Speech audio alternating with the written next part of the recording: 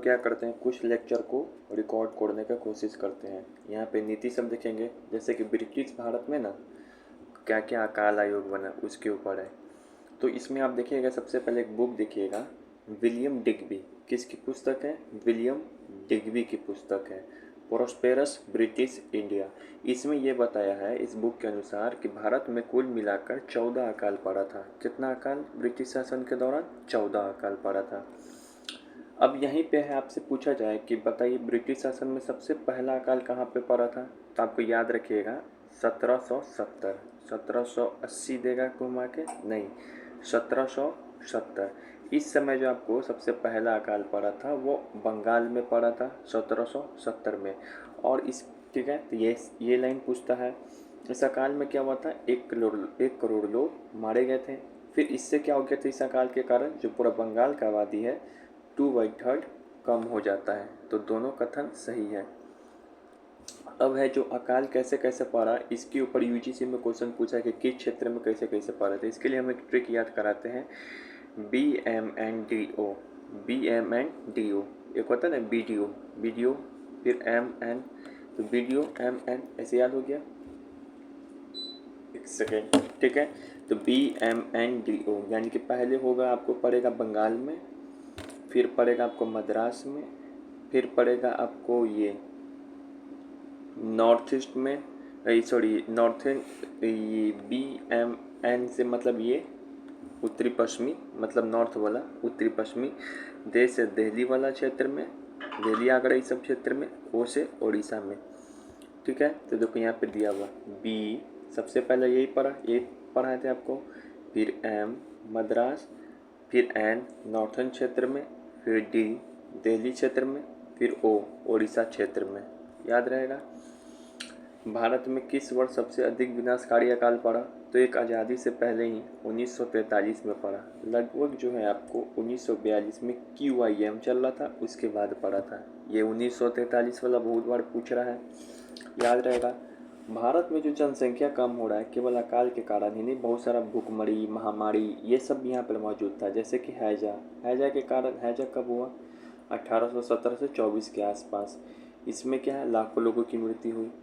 फिर प्लेग कब हुआ था? याद है ना, 1896 में चापेकर बंधु ने प्लेग कमिश्नर की हत्या 1897 में किया था, याद है ना। एपिडेमिक डिसीजेस एक्ट पास हुआ उस समय। फिर स्पेनिश फ्लू पड़ा था ये रॉलेट टैक के आसपास, ठीक है। इसमें 1 से 2 करोड़ लोग कहते हैं। तो ये पूछता है, तो आपको याद रहेगा यहाँ पे हैजा 1817 पे खतरा, बॉम्बे प्लेग तो याद ही रहता है, स्पेनिश फ्लू याद रहेगा।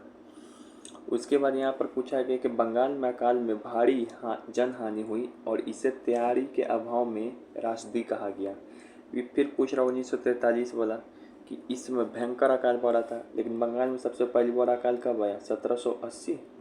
नहीं, 1770 में, जिससे 2/3 जनसंख्या समाप्त हो गया। अब अकाल को लेकर बहुत सारा आयोग भी बना बंगाल में, चाहे कहीं पर भी आयोग बना। सबसे पहला आयोग बना था कर्नल स्मिथ वाला, जो कैनिंग बनाया था। 1857 के बाद ही अकाल पे ध्यान देना शुरुआत की है आयोग के लिए, तो ये इतना इम्पोर्टेंट नहीं है।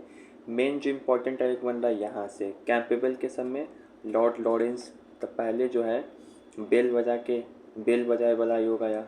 ये कैसे याद रखेंगे? तो बेल लौड़ा बजाड़ा, तो बेल से कैंपेबल और से लॉरेंस के समय। उसके बाद कौन आया? स्ट्रेची आयोग, सबसे इम्पोर्टेंट है। लिप्टन के समय बताए थे ना, अटैची में लिट्टी, तो ठीक है ना, ये 1880 में आया। इसका डेट भी पूछता है, लिप्टन का डेट आपको याद ही है 1878, ठीक है।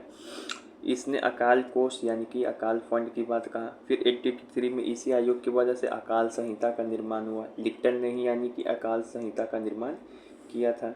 फिर है लॉयल आयोग, ये अलीगढ़ के समय, तो अली लॉयल है ऐसे याद रखेंगे। इसका काम यही था कि जो स्ट्रेची आयोग बोला है उसका जांच करना, तो ये बोला कि हाँ ये बात सही है जो स्ट्रेची आयोग बोला।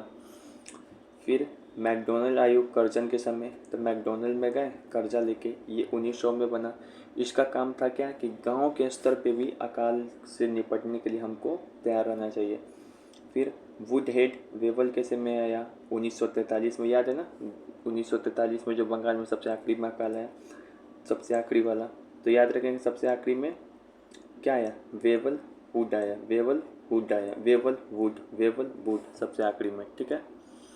अब इसी को सजाने के लिए कह रहा है सजाइए, तो बताइए सबसे पहले कौन आया था सर? सबसे पहले आया था बेल बजा के, तो कैंप बेल क्या बजा रहा है? तो लौड़ा बेल बजा रहा है, तो इसमें लॉरेंस लेकर आया। दूसरा में कौन है? स्ट्रेची, किसके समय? कर्जन के ये स्ट्रेची किसके समय? लिप्टन के समय। कब आए? इसका डेट बहुत बार पूछता है एग्जाम में, 1880। इसने क्या किया? अकाल फंड जो होता है उसकी बात कहा, और क्या बोला था इसने? एक और चीज़ की बात कहा, अकाल संहिता 1883 में बनाया। फिर उसके बाद कौन हुआ?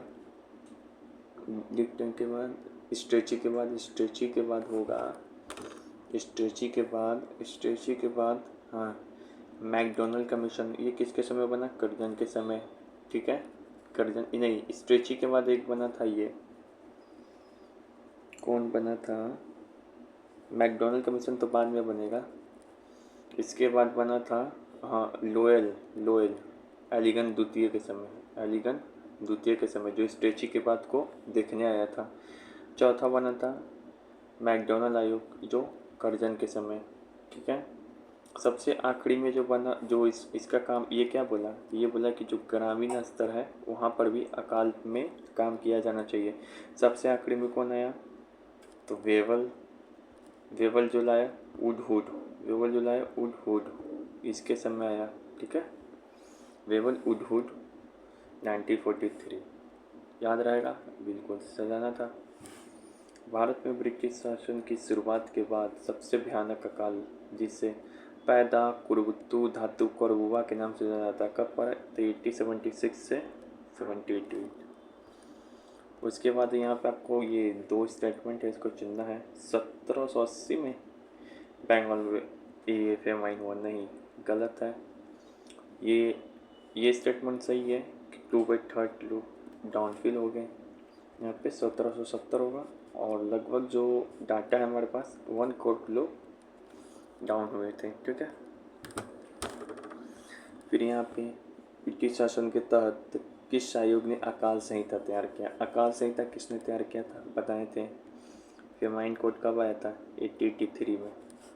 1793 नहीं मार के आ जाना, इस समय कार्नवालिस कोड आया था, 1883 में आया। कौन लाया? स्ट्रेची के आधार पे कौन आया? लिप्टन लाया, तो इसी के समय हुआ था, ठीक है। बंगाल अकाल के दौरान बंगाल में चावल की फसल को नष्ट करने वाला रोगाणु कौन था? तो ये था हेम्योपेलिटेसिस, ऐसे ही करके, ठीक है। फिर यहाँ वो बोल रहा है कि जो पहला अकाल आया था 1770 में बंगाल में, तो उस समय किस कारण से, जो कारण है बदतर हो गई थी, जैसे चेचक महामारी के कारण ये कंडीशन और भी बदतर हो गए थे। स्ट्रेची आयोग कब बोलेंगे कि टाइम पीरियड पूछता है हमेशा, तो स्ट्रेची मतलब किसके? लिप्टन के समय, तो 1878 याद रखते हैं। लेकिन गठन हुआ था कब ये आयोग? 1880 में। और इसने अपना अकाल संहिता कब दिया? 1883 में दिया अकाल संहिता। अब यहाँ पे कुछ स्टेटमेंट पूछता है, अकालों को रोकने तथा अकाल विरोधियों की सहायता के लिए कब फेमाइन कोड आया? तो बताए थे 1793, नहीं 1883। अब यहाँ पे ब्रिटिश पूंजीवाद का चरण पूछता है, तो हम लोग कंफ्यूज होता है कि ब्रिटिश पूंजीवाद जो है कब से चालू हुआ? फाइनेंशियल कैपिटलिज्म, मतलब रेलवे में पैसा लगा, हाँ यहाँ पे थे, मतलब कि रेलवे में पैसा लगाना, ऋण में, उद्योग में, तो ये चरण शुरू हुआ था 1857 के बाद, यानी कि 1860 से लेके जब तक आज़ाद नहीं होंगे तब तक। तो ये चला था फाइनेंशियल कैपिटलिज्म का, ठीक है, याद रहेगा। मेन ये याद रखेंगे, 1860 से शुरू हुआ 1947 तक। ये 1813 तक क्या था? एकाधिकार, व्यापार पे एकाधिकार।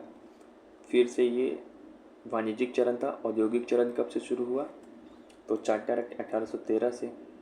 यहाँ पे भी कंफ्यूज हो जाएगा आदमी कि 33 से कहीं शुरू हुआ होगा, नहीं 13 से शुरू हुआ था, जब पहली बार कंपनी के एकाधिकार में कट किया गया था, ठीक है, चाय और चीन को छोड़ के।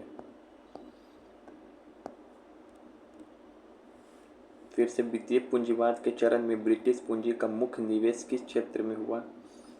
तो आपको लगेगा उद्योग इस सब में होगा, कुटीर उद्योग नहीं, कृषि के आधुनिकीकरण में भी नहीं, मेन जो हुआ था रेलवे, जहाजरानी, बागान उद्योग, चाय कॉफ़ी, ये सब में, ठीक है। फिर यहाँ पे हम लोग जो ब्रिटिशकालीन स्थानीय स्वशासन, इसके अंदर कैसे विकास हुआ ब्रिटिश काल में स्थानीय स्वशासन। तो जब स्थानीय स्वशासन की बात करते हैं तो ये हम लोग देखते हैं, इधर आते हैं, ये देखते हैं 1687 में सबसे पहले मद्रास नगर निगम का स्थापना हुआ था। 1687 में ही हो गया था, 87 कहीं कहीं 86 मिला हुआ मिलेगा। फिर 1726 में क्या हुआ था, यही जो नगर निगम है कलकत्ता और मुंबई में भी हुआ, यानी कि पहला नगर निगम मद्रास में हुआ। फिर 1793 में क्या हुआ, एक चार्टर द्वारा कॉर्नवालिस के समय एक चार्टर द्वारा जो स्थानीय निकाय है उसको वैधानिक मान्यता मिल गया। फिर 1842 में क्या हुआ कि जो नगर पालिका है उसको अप्रत्यक्ष रूप से टैक्स लगाने का अधिकार मिल गया। ठीक है, तो ये पहले इनिशियल फेज का डेवलपमेंट था, ये समझ में आया। अब आपको याद रखेंगे कि यह सभी हुआ, लेकिन इससे फिर भी जो शक्ति का विकेंद्रीकरण नहीं आ पाया। इससे अधिकांश सदस्य सरकार द्वारा मनोनीत होते थे। भारतीयों का मनोनीत मतलब जो निर्वाचित नहीं, सरकार द्वारा मनोनीत मतलब ब्रिटिशर्स। इसमें जो है इंडियंस का जो पार्टिसिपेशन है इस काम में कम हुआ करता था, नहीं के बराबर। जिला दंडाधिकारी के मतलब डीएम के अधीन रहता था ये सारा सिस्टम। उसके बाद जो है स्थानीय स्वशासन में जो काम करने आया वो था लॉर्ड मेयो। उसने 1870 में एक प्रस्ताव लाया।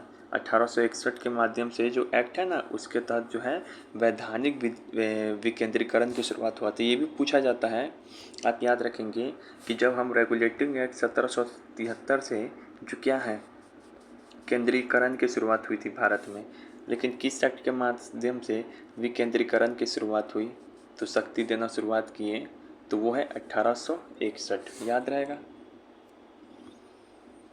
अब इसमें क्या हुआ, 1861 के एक्ट के तहत जो मेयो है 1870 में वित्तीय विकेंद्रीकरण का प्रस्ताव लाया। कब लाया था सर, 1870 में। किसका प्रस्ताव, वित्तीय विकेंद्रीकरण का।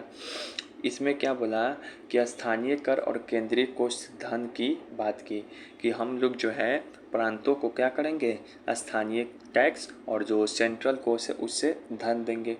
फिर सड़क, शिक्षा आदि प्रांतीय सरकार को देना शुरुआत किए। ये सब जो है सड़क हो गया, शिक्षा हो गया, ये सब चीज़ प्रांतीय सरकार को दो, इसमें यही लिखा था। फिर इसी प्रस्ताव में ये भी लिखा था कि 1871 में जो क्या है बंगाल जिला बोर्ड बनाया। बंगाल जिला बोर्ड बनाया, बंगाल जिला बोर्ड उपकर एक्ट, मतलब कि टैक्स वाला एक्ट बनाया। अब वहाँ पर बोला कि बंगाल जिला बोर्ड जो है क्या करेगा, टैक्स को वसूलना शुरू करेगा। तो क्या क्या बोला था, एक बंगाल जिला बोर्ड वाला बात बोला अपने प्रस्ताव में। फिर से धन की बात कही, स्थानीय कर और केंद्रीय कोष से धन मिलेगा। फिर आता है रिपन, जो 1882 में आता है रिपन। इसको ही भारत में स्थानीय स्वशासन का जनक बोला जाता है। इसने क्या किया, बहुत सारा काम किया, लेकिन सबसे मेन काम ये करता है रिपन, एक तो सरकारी हस्तक्षेप न्यूनतम हो स्थानीय सरकार में। दूसरा ये सबसे इम्पोर्टेंट काम किया था रिपन कि गैर सरकारी सदस्यों को बहुमत चुनाव, गैर सरकारी सदस्यों का बहुमत चुनाव, मतलब जो स्थानीय स्वास्थ्य संस्था है तो उसके अंदर पहले क्या हो रहा था, ब्रिटिशर्स का संख्या ज़्यादा होता था जो कि मनोनीत होता था। अब जो रिपन कहना चाह रहा है कि इसमें जो आए आदमी वो इंडियन हो ज़्यादा से ज़्यादा, और इंडियन कैसे आएगा, तो वो इलेक्शन के प्रोसेस आएगा, चुनाव कराएगा, मनोनीत नहीं होगा। तो इससे एक इलेक्शन वाला भी बात रह गया, सही रिप्रेजेंटेशन की, और इंडियन की भी बात रह गई। तो यही मेन पॉइंट है इसका रिपन का। फिर उसके बाद हम लोग देखते हैं कि स्थानीय स्वशासन का आगे चल के ये 2 अधिनियम है, इसके तहत स्थानीय स्वशासन को लेकर क्या क्या देखने के लिए मिला। तो 1919 का अधिनियम आता है, इसमें बोला गया कि जो स्थानीय स्वशासन है उसको बताया कि 1919 के अधिनियम में 2 विषय बताया गया, एक हस्तांतरित और एक आरक्षित। तो हस्तांतरित में हम लोगों को दे दिया कि जाइए आप स्थानीय स्वशासन संभालिए, जाइए आप स्थानीय स्वशासन को, स्थानीय स्वशासन को, एक सेकेंड,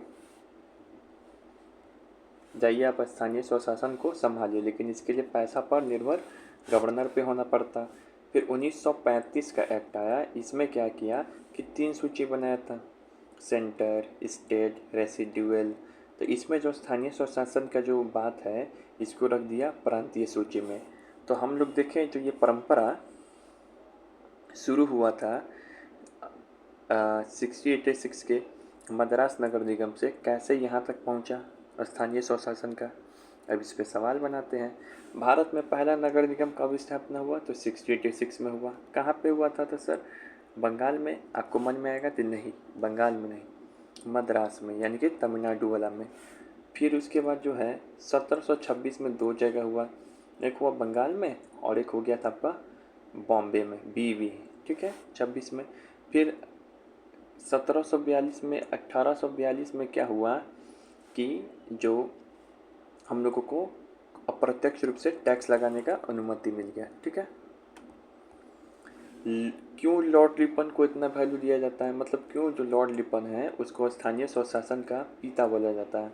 तो हम इसको बताते समय एक ही बात बोले थे कि जो भी स्थानीय संस्था है उसमें अधिक से अधिक किसको भेजा जाए? इंडियंस को भेजा जाए, क्योंकि इंडियंस क्या हो के आएंगे? इलेक्ट होके आएंगे। इसी इंडियंस को क्या बोलते थे? गैर सरकारी सदस्य। जो सरकार द्वारा मनोनीत नहीं है इसको क्या बोलते हैं? गैर सरकारी सदस्य। तो यहाँ पे ऑप्शन बी होगा। इन स्थानीय संस्थाओं को गैर सरकारी सदस्य यानी कि निर्वाचित प्रतिनिधियों को बहुमत देने और स्थानीय मामलों का नियंत्रण जनता के प्रतिनिधि को सौंपने की बात की गई, ठीक है। उसके बाद देखते हैं ये रिपन, और देखते हैं क्या क्या काम करता है।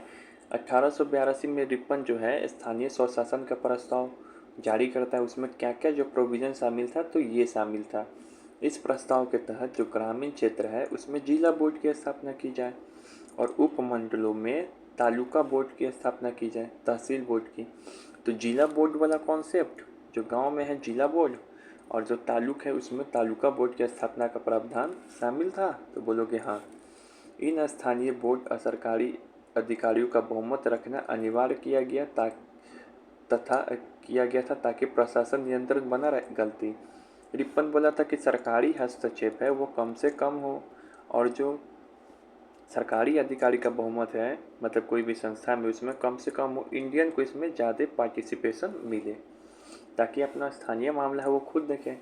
तो ये गलत है। तीसरा सही है, स्थानीय निकायों को अपने राजस्व के प्रबंधन और स्थानीय विकास, शिक्षा, स्वास्थ्य, स्वच्छता के लिए वित्तीय स्वतंत्रता प्रदान करने की वकालत की। ये बोला भी कि जो इस सब को दिया गया है, शिक्षा, स्वास्थ्य, ये सब देखने के लिए दिया गया है स्थानीय सरकार को, तो इसको पैसा भी दो, इसको क्या करो? पैसा भी दो।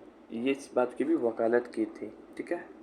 लेकिन हम लोग देखते हैं कि 1919 के अधिनियम में भी कि जो स्थानीय निकाय है ये तो दे दिया जाता है प्रांतों को हस्ताक्षरित विषय के तौर पे, ठीक है, लेकिन इसको जो पैसा है अभी भी नहीं मिल पाता है।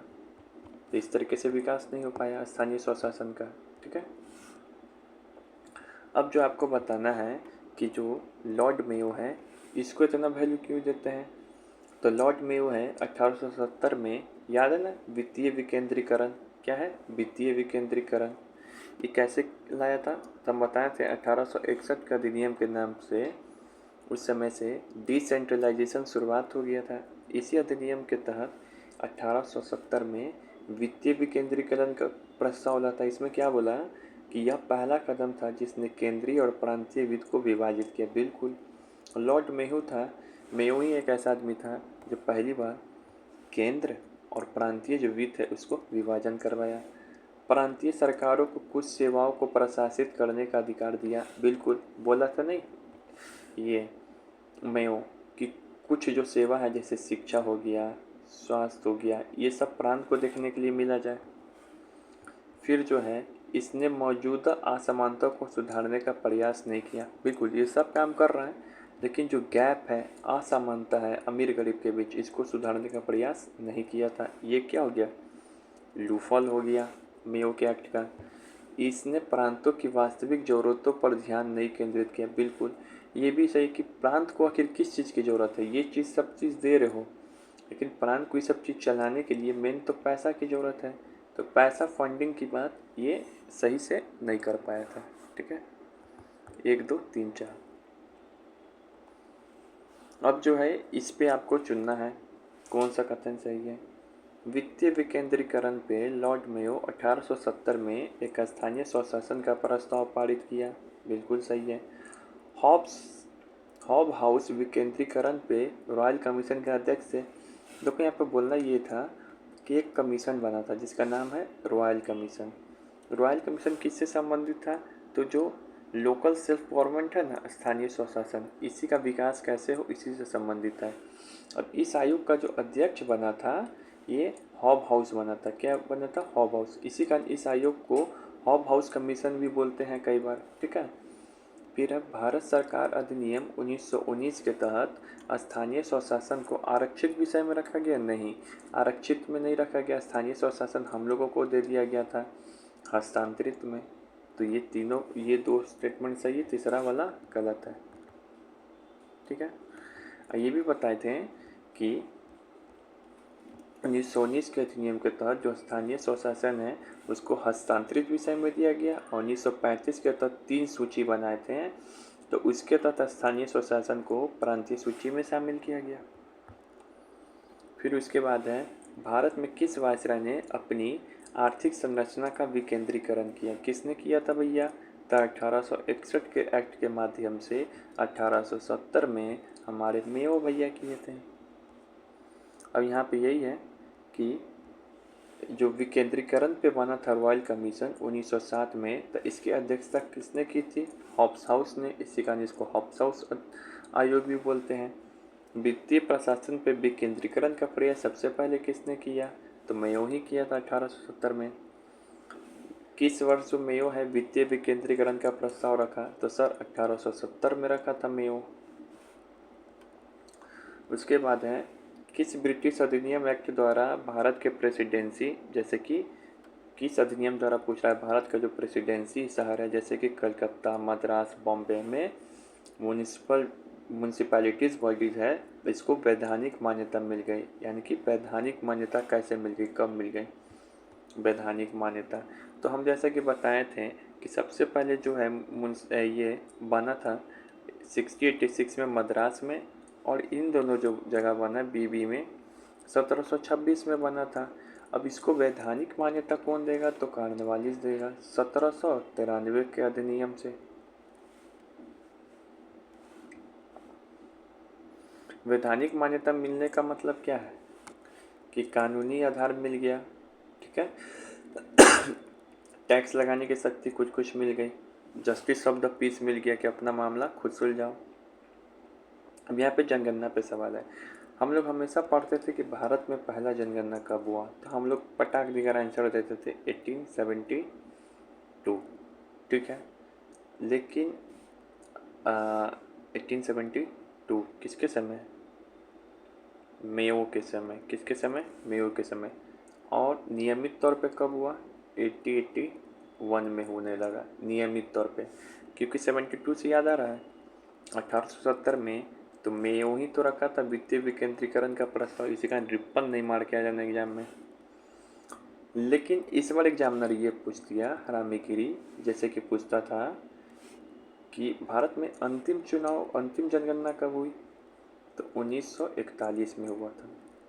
इसी तरीके से एक बार पूछा था भारत में अंतिम चुनाव भारत शासन अधिनियम 1919 के तहत कब हुई थी? तो अब हम लोग आंसर मार के आए थे 1945। ठीक है।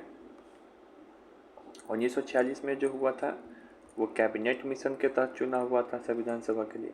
तो ये चीज़ है। ब्रिटिश भारत में पहली बार जनगणना कब हुई थी? तो 72 बार बोले कि 1872 बार में। लेकिन बोल रहा है समकालीन यानी कि सिंक्रोनिनस, तो 81 होगा। ठीक है ना। पहली बार तो मेयो के समय 1872, लेकिन पूर्ण समकालीन, समकालीन मतलब होता है एक साथ पूरे देश में। इस शब्द का याद रखेंगे। सिंक्रोनस मतलब एक साथ पूरे देश में। अगर कोई भी वर्ड जोड़ दे पहली बार के अलावा कुछ भी, तो उसके लिए हम लोग 81 मानेंगे फिर। ठीक है। ये शब्द का भी महत्व है।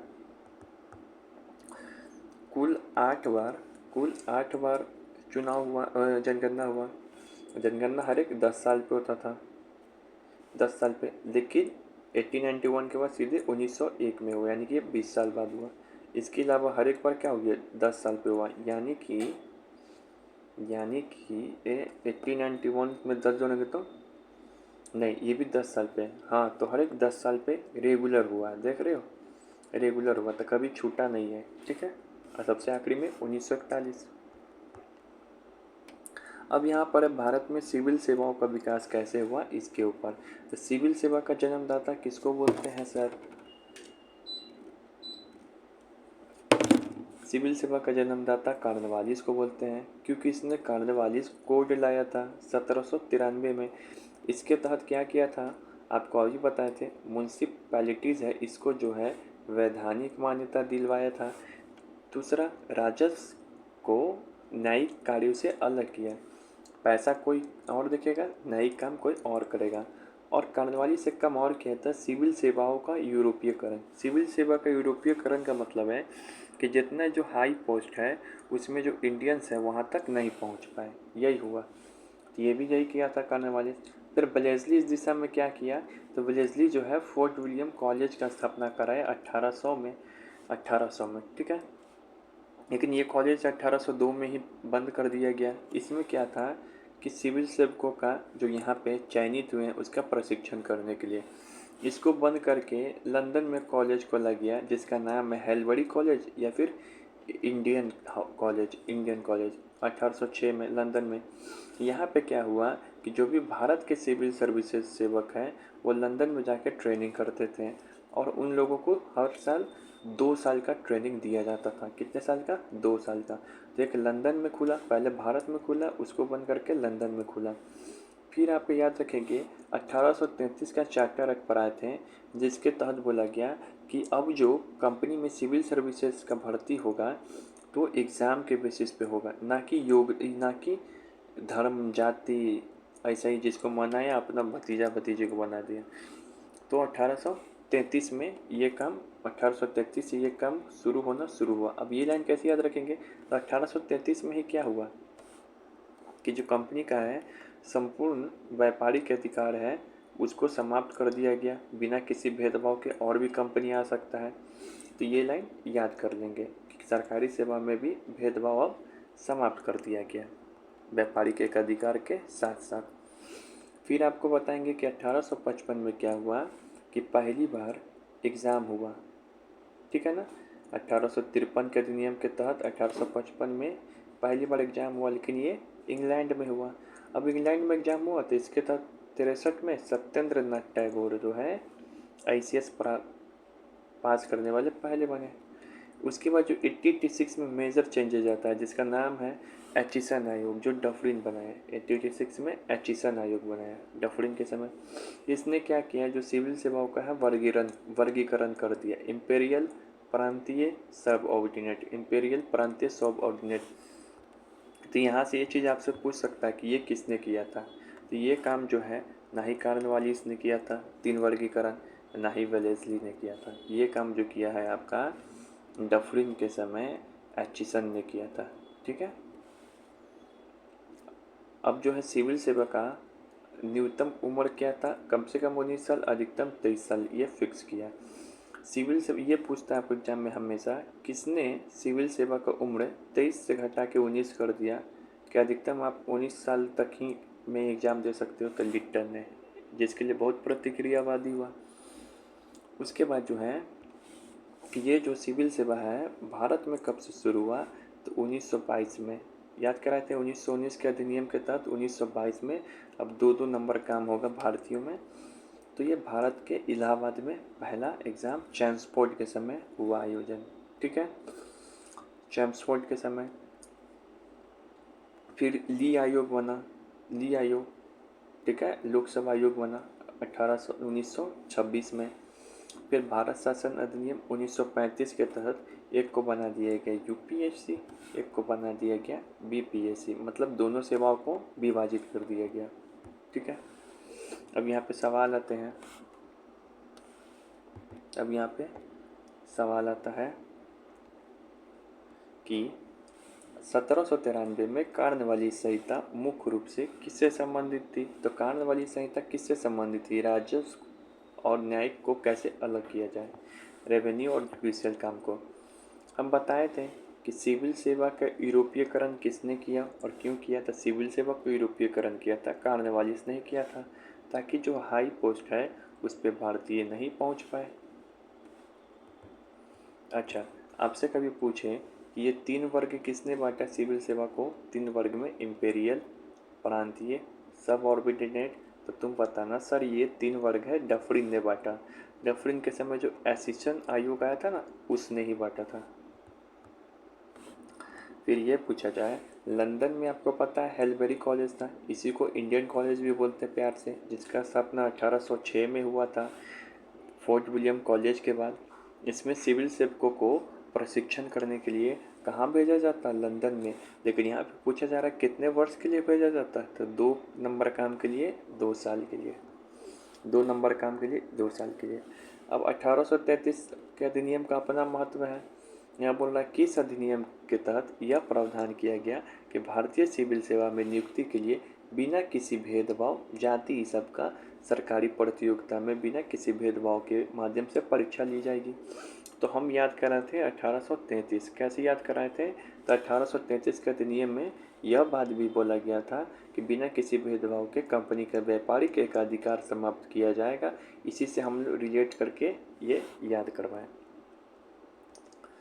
भारत में पहली बार सिविल सेवा परीक्षा का आयोजन कहाँ हुआ? तो बताए थे एग्ज़ाम हॉल में बैठ के दे रहा था, इधर फिगर था, क्या लिखा था यहाँ पे? इलाहाबाद। इलाहाबाद कब हुआ? 1922 में। 2 से अब 2 नंबर का काम होगा भारत में, ऐसे याद कराए थे। उच्चतम न्यायालय किस अधिनियम से स्थापित हुई? उच्चतम न्यायालय जो है ये मतलब सुप्रीम कोर्ट, ये 1773 के एक्ट से हुआ शामिल, है ना। 1774 में बना। आइए इधर आपको दिखाई दे रहे हैं। अगर आपको सुप्रीम कोर्ट पूछे तो रेगुलेटिंग एक्ट 1773 को 1774 में स्थापित, जिसके प्रथम अध्यक्ष थे विलियम इम्पे, और इसमें 4 आदमी था। इन्होंने ही पहली बार नंदलाल बोस को फांसी दिया। पहला भारतीय फांसी पाने वाला कौन था? नंदलाल बोस, वॉरेन हेस्टिंग के समय। फिर हाईकोर्ट का स्थापना कब हुआ? तो 1861 के अधिनियम के तहत 1862 में कलकत्ता में हुआ, बॉम्बे में हुआ और मद्रास में हुआ। आगे चल के 1866 में आपको जो है इसमें इलाहाबाद में भी होगा, और इस एक्ट के माध्यम से जो है सदर दीवानी या निजामत अदालत था उसको समाप्त करके हाई कोर्ट की स्थापना हुई।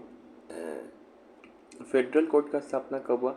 तो 1935 के अधिनियम से 1937 में, याद रखेंगे 1937 में, जो कि इसका मुख्यालय दिल्ली में था।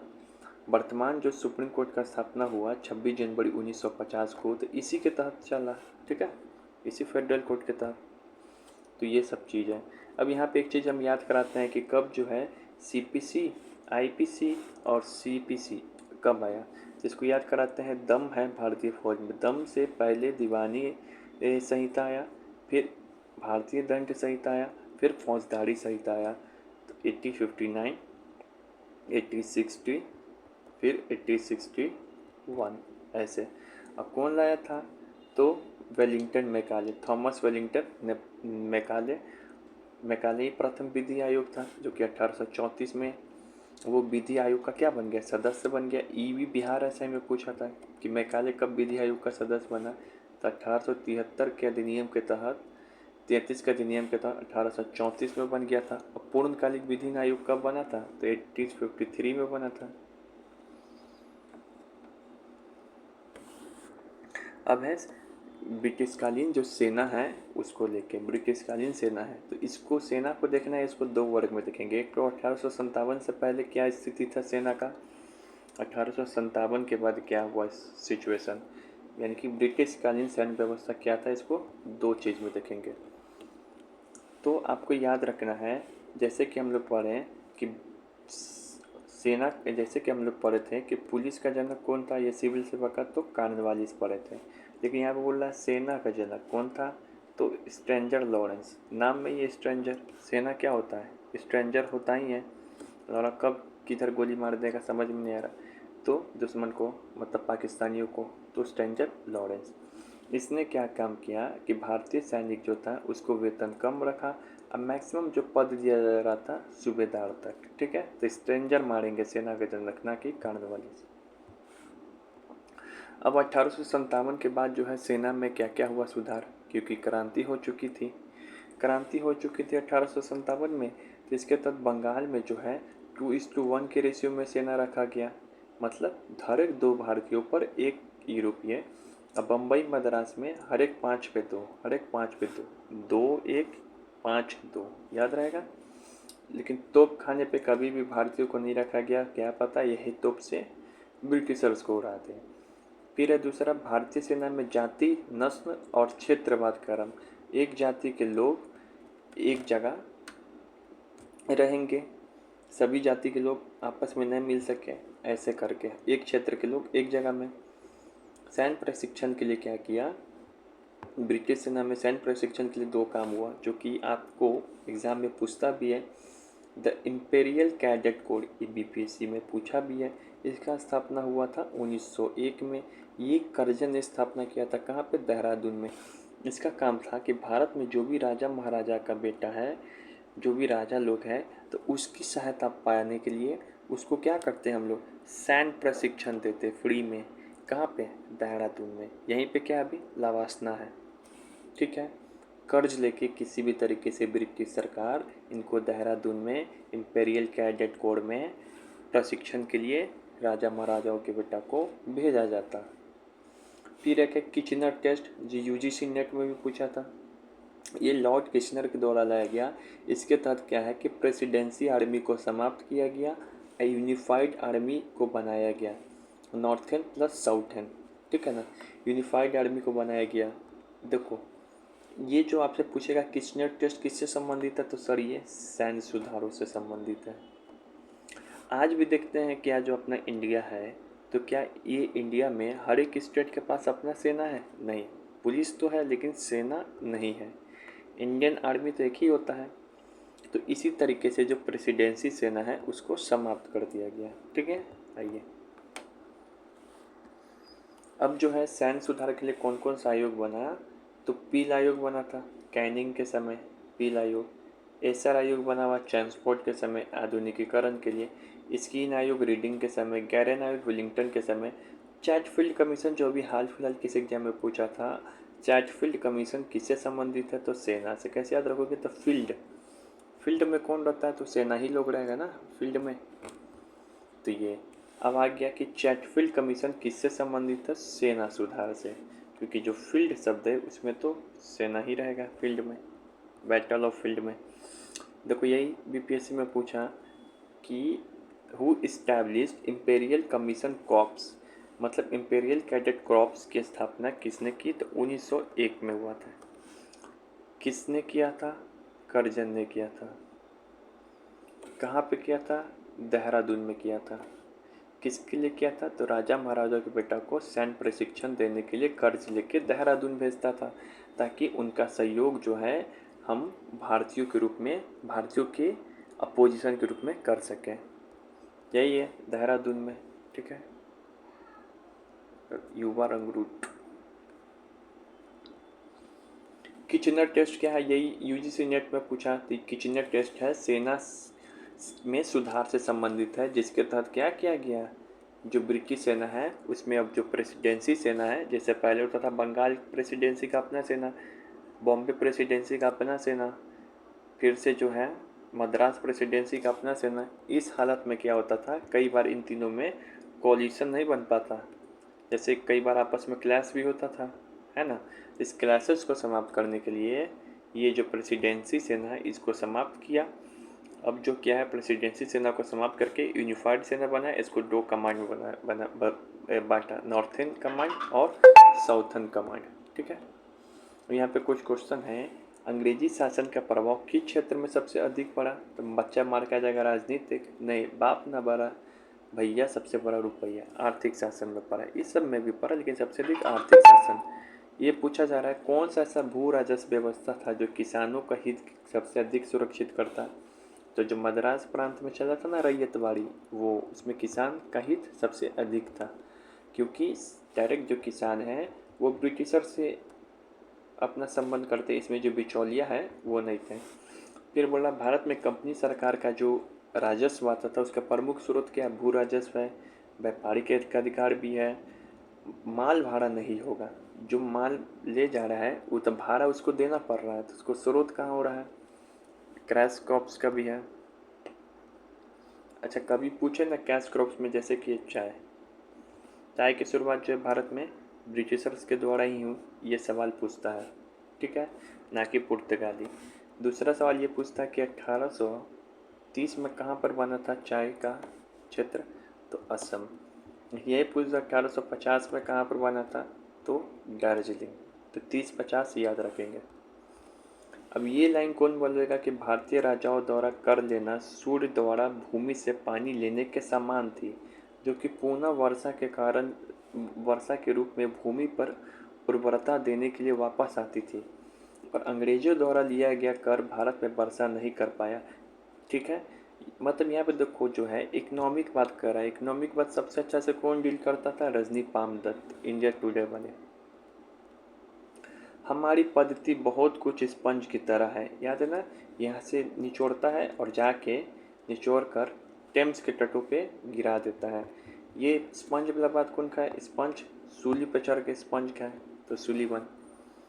अब जो है ये बात किसने कहा, रंजीत सिंह जो है, और उसके बीच 1809 में जो अमृतसर की संधि हुई, तो उसमें कौन दोनों के बीच सीमा बन गई, तो बच्चा मर के आता है झेलम, झेलम नहीं भाई सतलुज, ठीक है, सतलुज से सतर्क रहे, ये क्वेश्चन पूछ लेगा।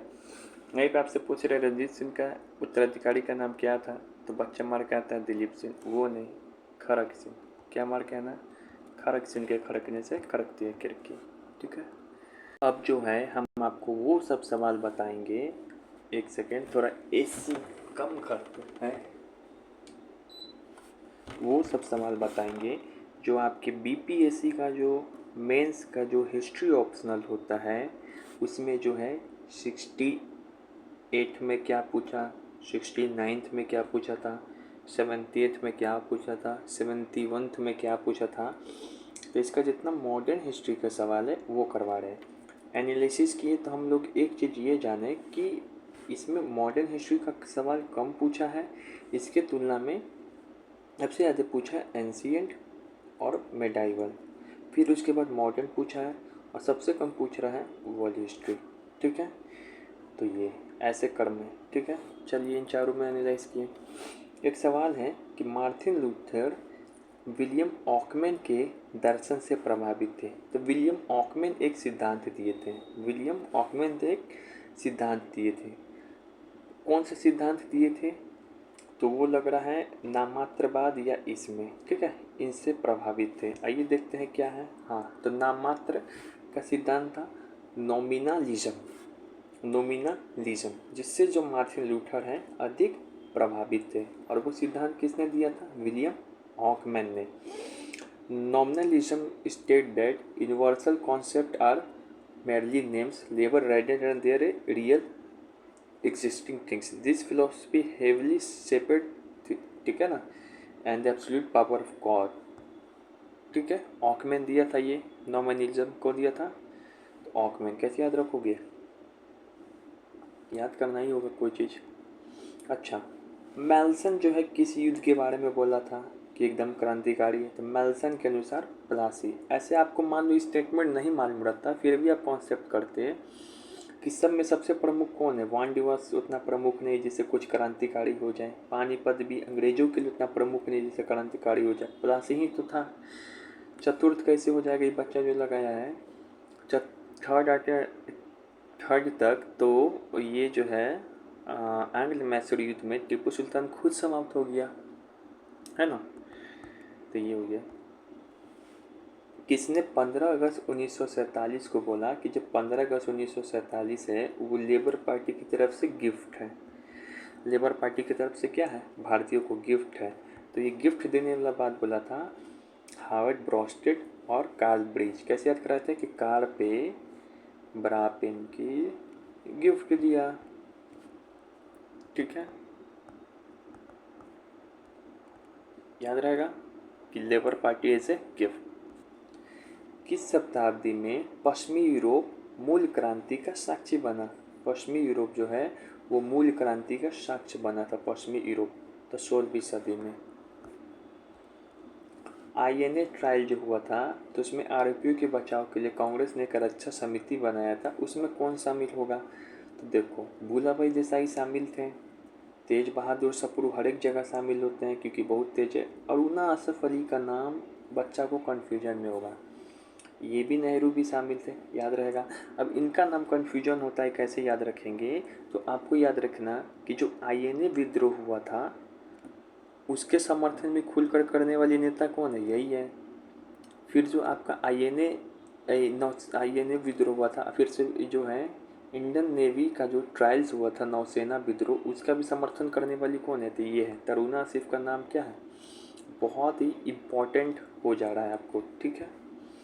तेज बहादुर सप्रू के बारे में एक चीज़ और यहाँ पे जान ले रहे हैं कि जो ब्रिटिश सरकार का 1908 और 10 का जो दमनकारी एक्ट आया था, न्यूज़पेपर एक्ट, उसको 1912 में समाप्त करवाने में भी जो भूमिका निभाए थे ये तेज बहादुर सप्रू ही आपको निभाए थे, और ये हर एक जगह नज़र आते हैं।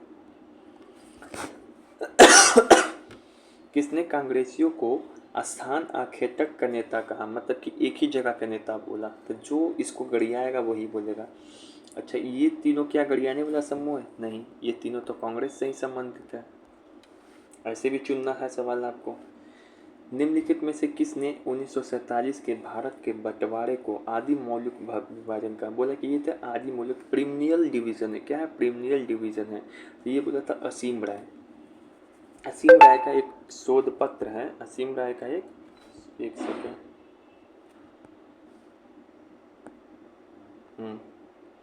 असीम राय का एक शोध पत्र है। असीम राय के शोध पत्र का नाम क्या है? The high politics of Indian partition. उसी बुक में लिखते हैं कि प्रीमियल वैल्यू है, ठीक है।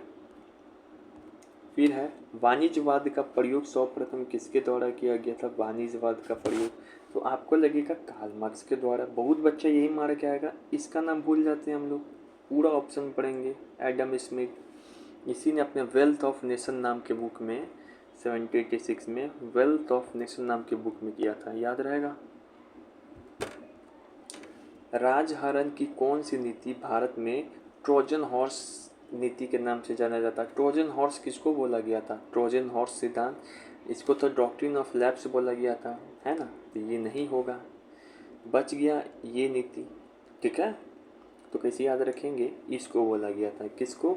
इसको बोला गया था घेरे की नीति, रिंग ऑफ फ्रेंड्स। और इसकी शुरुआत कब से हुई थी? ये भी पूछा गया था। इसकी शुरुआत हुई थी 1760 से लेके 1857 तक। मोटा मोटी जो बैटल ऑफ प्लासी है इसके बाद से ही ये शुरुआत होता है, ठीक है। रिंग फ्रेंड्स, ठीक है ना। इसमें क्या है कि लॉर्ड वेलेस्ली ये शुरू किया था, ठीक है। नहीं, सहायक संधि प्रणाली को बोला जाता है, सॉरी। जो ट्रोजन हॉर्स रणनीति है ये सहायक संधि प्रणाली को बोला जाता है, याद रहेगा। कैसे याद रखेंगे? तो ऐसे याद कर सकते हो, हॉर्स से क्या किया? संधि किया। हॉर्स से संधि किया वेलेस्ली। निम्न में से ईस्ट इंडिया कंपनी के तरफ से जहांगीर के दरबार में किया था। अब बच्चा इसमें दोनों मार के आ जाएगा। कंपनी की तरफ से प्रतिनिधि बन के जो गया था ये बोलना चाह रहा है, रिप्रेजेंटेटिव बन के, प्रतिनिधि बन के। तो सबसे पहली बार हॉकिंस ही गया था, तो इसको मारेंगे। ये तो बाद में गया ना, तो हॉकिंस को मारेंगे, ठीक है। हॉकिंस को कि रोक को? हॉकिंस को ही मारेंगे, ठीक है। हॉकिंस को ही मारेंगे, इसी को तो जहांगीर के दरबार में आया, ठीक है। जेम्स प्रथम का राजदूत बन के 1608 में गया, याद रहेगा। अब ये क्वेश्चन में बड़ा कन्फ्यूजन होता है बच्चा। ये स्टेटमेंट देखो, नमक आंदोलन गांधी ने वर्ष 1930 में शुरू किया, बिल्कुल सही है। महात्मा गांधी का लक्ष्य क्या बोला? लक्ष्य था कि सभी गरीबों तक नमक मुफ्त में उपलब्ध कराना। क्या मुफ्त में उपलब्ध कराने के लिए कराए थे? आपको एक सेकंड में लगेगा कि ये भी स्टेटमेंट सही, लेकिन ये बिल्कुल रॉन्ग है, मुफ्त में नहीं। सेकंड केवल एक सही है, डी गलत है। मोनोपोली तोड़ने का काम किए थे, मुफ्त में नहीं। कि सरकार का जो नमक बनाने का मोनोपोली है उसको ख़त्म करें, नमक टैक्स जो लिया जा रहा है वो जो है उसको कम करें, भारी नमक टैक्स लिया जा रहा है उसको ख़त्म करें, मुफ्त में नहीं, ठीक है। मजदूर किसान पार्टी की स्थापना कहाँ हुई? मजदूर किसान पार्टी की स्थापना हमको लगेगा बंगाल। देखते क्या आंसर है। बिल्कुल, वर्कन पीजेंट्स मजदूर किसान पार्टी। देखो इसको कैसे याद कराए थे कि कल ही हम कहीं पढ़ा रहे थे, एक सेकेंड, हाँ कल ही हम पढ़ा रहे थे कि भारत में जैसे कम्युनिस्ट का क्या हुआ, उदय हो रहा था 1925 के बाद कम्युनिस्ट का उदय हो रहा था। कैसे हम लोग समझे कम्युनिस्ट आए, तो 1923 में देखिए कि सिंगारवेलु चेट्टियार जो है मद्रास में जो है वो आपका 1 मई को लेबर डे बना रहा है। उसके बाद हम लोग देखते 3 पार्टी बनता है लगातार, 25 में, 26 में, 27 में। जो 25 में बनता है यही मजदूर किसान पार्टी बनता है, 26 में बनता है लेबर स्वराज पार्टी, है ना। अब उसके बाद जो है इसी का नाम था मजदूर किसान पार्टी का बंगाल मजदूर किसान पार्टी, ठीक है। तो ये याद रखेंगे, 25, 26, 27 याद कराए थे। और बनता कहाँ पर है सर, बंगाल राज्य में। 1925 में बंगाल में लेबर स्वराज पार्टी के रूप में इसकी शुरुआत हुई और 1926 में इसी का नाम बदल के बंगाल मजदूर किसान पार्टी कर दिया गया। याद रहेगा, इसमें काजिल नजरुल हसन, मुजफ्फर अहमद, हेमंत कुमार ये सब शामिल थे। लेबर स्वराज पार्टी कब बना, 1925। सर कहाँ पे बना था, बंगाल में। याद है ना, चित्तरंजन दास जो है बंगाल में बहुमत भी बहुत पाए थे, ऐसे भी याद कर सकते हो। इसका जो पत्रिका है वो स्टेट्समैन नहीं, हिंदुस्तान नहीं, लांगल, क्या नाम है, लांगल। इंडिपेंडेंट समाचार पत्र किसका है, तो ये है मोतीलाल नेहरू का। कैसे याद रखेंगे, तो बेटा बनाया था इंडिपेंडेंस लीग, बाप निकाला, बाप बनाया इंडिपेंडेंट समाचार पत्र। निम्न से कौन लोकहितवाद के नाम से जाने जाते हैं, लोकहितवाद कौन है। अब इसमें भयंकर कन्फ्यूजन होता है, अगर यहीं पे हम लोग गोपाल हरि देशमुख की जगह यहाँ पे गोपाल गोखले दे दें, तो इनको जानते हैं लोकहितवाद से। हरि क्या करेंगे, लोकहित करेंगे, ना कि ये, ठीक है। ये दोनों क्या है, सर्च मारे इंटरनेट पे तो देखिए ये दोनों अलग अलग आदमी हैं। ये एक सप्तिका भी साप्ताहिक पत्रिका भी निकालते थे प्रभाकर के नाम से, हरि देशमुख, ठीक है। महाराष्ट्र के क्षेत्र के थे, महिला शिक्षा इस सब के लिए बहुत काम भी किए, ठीक है।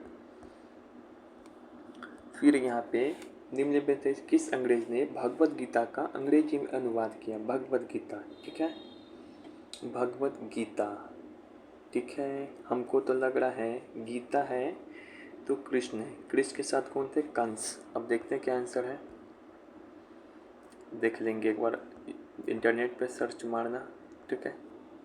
अच्छा, बीएचयू की आधारशिला किसने रखी थी, बीएचयू की आधारशिला, तो इसमें बच्चा तुरंत मार के आ जाएगा ये भाई, आधारशिला का मतलब है फाउंडेशन, फाउंडेशन का मतलब है कि ओपनिंग सेरेमनी कौन कर रहा है, ओपनिंग सेरेमनी, स्थापना बोलता तब ये होता, स्थापना में।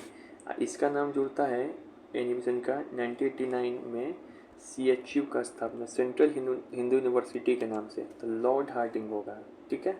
इसने ही BHU की आधारशिला रखी थी 1916 या 15 में, ठीक है। देखो है,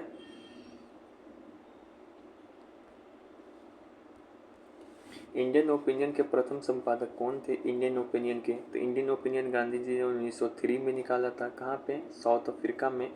ये प्रथम संपादक बहुत बार पूछता है, मनसुख लाल नजर, एकदम इस पर नज़र बना के रखे रहे। वो प्रथम आदिवासी नेता जिससे गांधी प्रभावित हुए थे, अल्लूरी सीताराम राजू नहीं, जादो नांग, ठीक है। इंडिपेंडेंट ये तो बता ही दिए, मोतीलाल नेहरू की है। किसने स्वदेश वाहिनी का संपादन किया, सब में पिल्ले पिल्ले, रामकृष्ण पिल्ले, स्वदेश वाहिनी। राणा रंजीत सिंह का उत्तराधिकारी कौन था, खड़क सिंह के खड़कने से खड़कती है खिड़कियाँ, दिलीप सिंह नहीं। इन इतिहासकारों में से किसने आधुनिक भारत पर कार्य नहीं किया, आधुनिक भारत पर कार्य कौन किया, सुमित सरकार का स्टेटमेंट कई बार सुनते हैं हम लोग, शेखर बंदोपाध्याय का भी, टी चट्टोपाध्याय का भी, सुचेता महाजन नहीं। आइए एक बार देख लेते हैं कौन कौन जो है आधुनिक भारत का इतिहासकार है। तो एक जो है बिपिन चंद्रा, सबसे इम्पोर्टेंट। सुमित सरकार जो है स्वदेशी आंदोलन, आधुनिक भारत के सामाजिक इतिहास के विशेषज्ञ। शेखर बंदोपाध्याय है, पलासी के विभाजन से आधुनिक विभाजन पे काम किया। Ramachandra Guha subaltern, India after Gandhi, ये सब पे काम किया। इंडिया आफ्टर गांधी गु बन गया था। सबाल्टन का सबसे बड़ा जनक यही है, रंजीत गुहा, रामचंद्र गुहा, देखिए एक रंजीत गुहा है, ये है रामचंद्र गुहा, ये है इंडिया फॉर गांधी, ठीक है।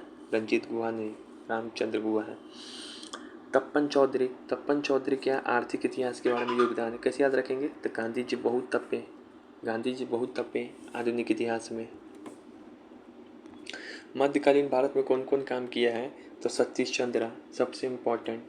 इरफान हबीब का भी नाम सुनते हैं हम लोग, हरिवंश मुखिया का भी नाम सुनते हैं, सामंतवाद पे काम किया, कैसे याद रखेंगे, तो मुखिया से मुकद्दम। मुजफ्फर आलम क्या है, मुजफ्फर आलम ये उत्तर मुगल काल की राजनीतिक पे काम करते हैं, मुगलकालीन संकट पे काम करते हैं मुजफ्फर आलम। रिचर्ड ईटन ये दक्कन में मध्यकालीन इतिहास पे काम किए हुए रिचर्ड ईटन, तो दक्कन में ईंट लगवाने का काम किए। के ए निजामी ये सूफी आंदोलन पे काम करते हैं, के ए निजामी सूफी आंदोलन पे, रिचर्ड ईटन दक्कन में जो है मध्यकालीन इतिहास है उस पर, मुजफ्फर आलम पोस्ट मुगल पे काम करते हैं। अच्छा ये एग्जामिनर आजकल बहुत पसाड़ा है कि ये दोनों ऑप्शन देखें, सतारा और हैदराबाद दोनों, ठीक है। तो सतारा को कौन मिलाया था, सतारा को सबसे पहले डोलॉजी मिलाया, सजे सब उलझन अब, इसे याद कराए थे। इस हैदराबाद को कौन मिलाया था, वेलेस्ली, HMTAPBB ऐसे करके याद करवाए थे। इसको है, इसी को ट्रोजन हॉर्स नीति बोलते हैं, क्योंकि हॉर्स से संधि किया, सहायक संधि हॉर्स से किया, याद कराए थे। तो यहाँ पे बोल रहा है सहायक के तहत, यानी कि ट्रोजन हॉर्स नीति के बारे में पूछ रहा है, तो हैदराबाद ना कि सतारा। गणेश भी पूछा था हमसे ये, इसमें से किसने मुस्लिम महिलाओं के बीच सामाजिक सुधार और शिक्षा के लिए जाना जाता है, तो हुमायूं मिर्जा है, ठीक है। इनमें से किस मुस्लिम, ये तो बताइए। प्राचीन स्मारक संरक्षण अधिनियम किसने लाया, तो 1904 में, क्या बताए थे, 4 डालेगा प्राचीन स्मारक का, तो कर्जन। लॉर्ड मैकाले ने कब अपना प्रसिद्ध मिनट दिया, तो हम लोग देखो अब डेट क्या है, सब में फरवरी 35 ऐसा डेट दे रहा है, तुम याद कराए थे 2 नंबर, मतलब 2, इसका आंसर होगा 2 फरवरी 1835। कैसे याद रखेंगे, तो 2 से 2 नंबर योजना था, कब लाया था, वैलेंटाइन वीक में लाया था, काम 35। होली फैमिली पुस्तक किसकी है, तो होली फैमिली पुस्तक है कार्ल मार्क्स और एंगलेस की। महान आर्थिक कहाँ से शुरुआत हुआ था, बच्चा इसी पे मार के आएगा, नहीं, वाशिंगटन DC, जो वहाँ का प्रेसिडेंट भी था, वहीं से। प्रथम भारतीय नागरिक सेवाओं की परीक्षा इलाहाबाद में कब हुई, तो 1922 से ही इंडिया में भी क्या होने लगा, सिविल सर्विसेज परीक्षा का एग्ज़ाम, कैसे याद रखेंगे, तो अब इंडिया में भी 2 नंबर एग्ज़ाम से 2 नंबर कमाई होगी। किस आंदोलन का मुख्य ध्येय मानवीय राहत और सामाजिक कार्य को जारी रखना था, कौन सा आंदोलन जिसमें बोला जिसका मुख्य उद्देश्य मानवीय राहत और सामाजिक कार्य। मानवीय राहत का नाम तो ऐसे हम लोग रामकृष्ण मिशन से भी जोड़ते हैं, इसका क्या है, ये थियोसॉफिकल सोसाइटी का हम लोग, ये तो राष्ट्रवादी हमको दिखाई पड़ रहा है। थियोसॉफिकल सोसाइटी का गुहा ऐसे बताए थे, जातीय ये सब चीज़ है। प्राचीन संस्कृति को ऐसे देखते हैं, क्या आंसर है, यही है मानवीय राहत। स्वामी विवेकानंद जो स्थापित किए थे रामकृष्ण मिशन 1897 में, ठीक है। अच्छा इसी पे सवाल इसी लेसन में है कि परमहंस कृष्ण मंडली का स्थापना कब हुआ था, 1849 में, कहाँ पे, बम्बई में। तो रामकृष्ण परमहंस की स्थापना की, इसका मूल उद्देश्य यही था, मानवीय सहायता, मानव का सहायता करना और आध्यात्मिक मानव सेवा के माध्यम से किस तरीके से आध्यात्मिक विकास है उस पर जोर देना। इसका काम था वैदिक शिक्षा और शिक्षा पे केंद्रित। सर्वेंट ऑफ इंडिया सोसाइटी क्या है, सामाजिक सेवा के लिए गठन की गई, लेकिन इसका मुख्य उद्देश्य नागरिक और शिक्षा पे था, मानवीय वाला पे नहीं।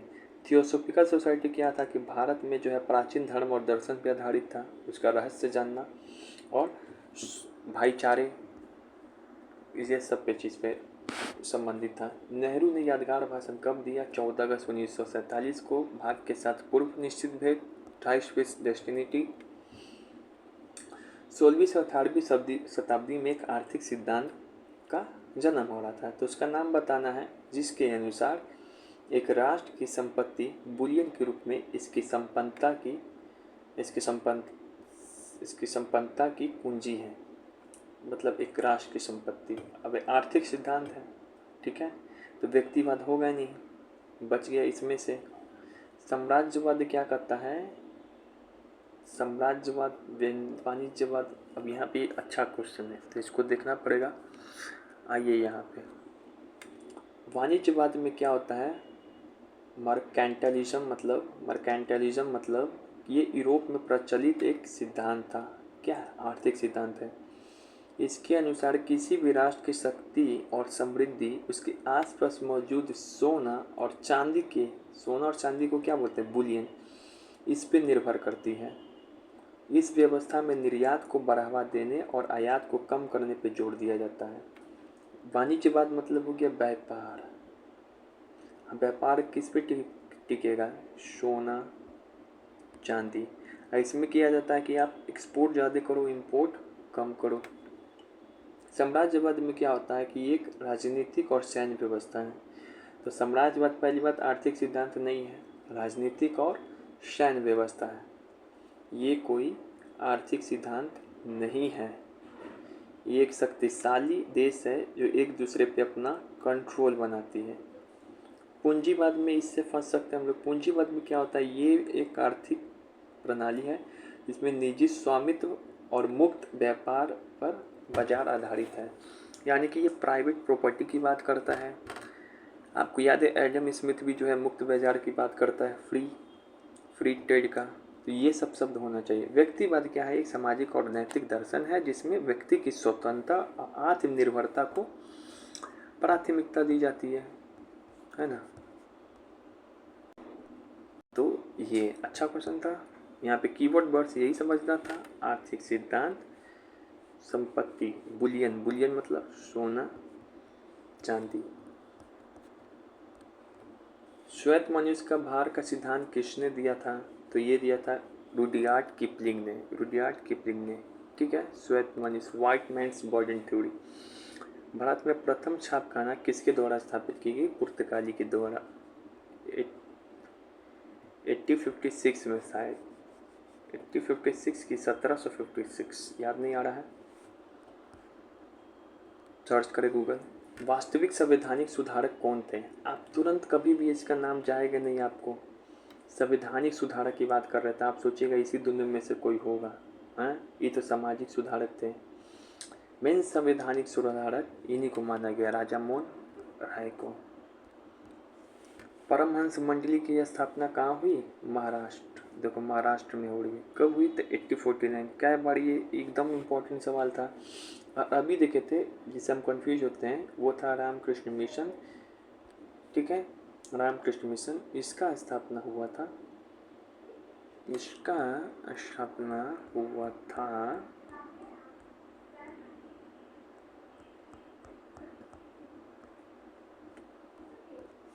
तो रामकृष्ण मिशन है, इसका स्थापना हुआ था 1897 में। याद रखेंगे, चापेकर कांड हुआ था इस समय, इसे याद रख सकते हो। परमहंस मंडली जिसका स्थापना 1849 में हुआ था, जाति के उन्मूलन के लिए काम करने के लिए की गई थी। कहाँ पे हुआ था? मुंबई। देखो यहाँ क्या दे रहा है? महाराष्ट्र। हाँ तो महाराष्ट्र ठीक है, महाराष्ट्र को तो मुंबई बोलते हैं, मद्रास थोड़ी लिखा हुआ है ये। ठीक है, तो बम को नहीं, क्या हो गया? हंस बोल दिए तो बमक गया, हंस बोल दिए तो बमक गया, बमक से क्या होगा? बॉम्बे। ठीक है,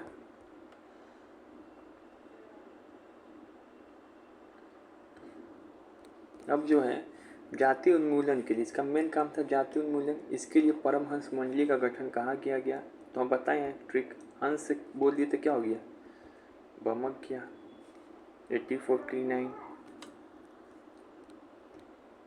अब यहाँ पे जो है परमहंस मंडली के बारे में आप कथन चुनिए। तो इसकी स्थापना दादोबा पांडुरंग और मेहताजी दुर्गाराम ने किया था। इस मंडली का विचारधारा मानव धर्म, सेवा और से जुड़ी है बिल्कुल। परमहंस मंडली, ठीक है, कब हुआ था? 1849। ठीक है,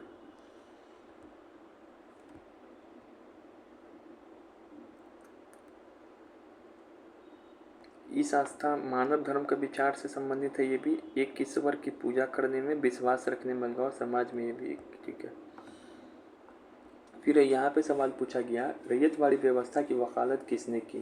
तो देखो, रैयतवाड़ी से आपका नाम एल्फिंस्टन का भी जुड़ता है और मुनरो का भी जुड़ता है, लेकिन किसने की? अब इसमें नाम है सही, तो हम इसमें तो मार का आदमी मुनरो ही आंसर होगा, लेकिन कैसे मुनरो आंसर होगा ये देखो। तो जैसे ही रैयतवाड़ी है ना, तो रैयतवाड़ी जो है किस क्षेत्र में लागू हुआ था, तो इसका हम ट्रिक भी बताए हुए हैं, इसका ट्रिक बताए थे। अरे इसका देखो, पहले तो सबसे पहले ये मद्रास प्रेसिडेंसी यानी कि जो तमिलनाडु वाला क्षेत्र है वहाँ का 12 महल क्षेत्र है, वहाँ पे लागू हुआ।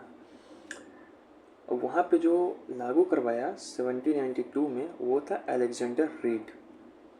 तो कैसे याद रखेंगे? रीड बना महल का, रीड बना, जो महल कोई भी बनता है तो इसमें रीड बनता है ना, कोई पत्थर, दीवार, रीड, पिलर, तो महल का बना रीड, अलेक्जेंडर रीड।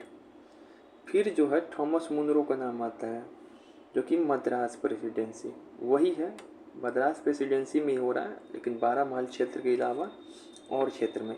तो इसी का इसको वास्तविक जनक मानेंगे, क्योंकि इसने ही 1820 में मुनरो जो है मद्रास में मुनरो पूरा लागू कर दिया, मुनरो पूरा।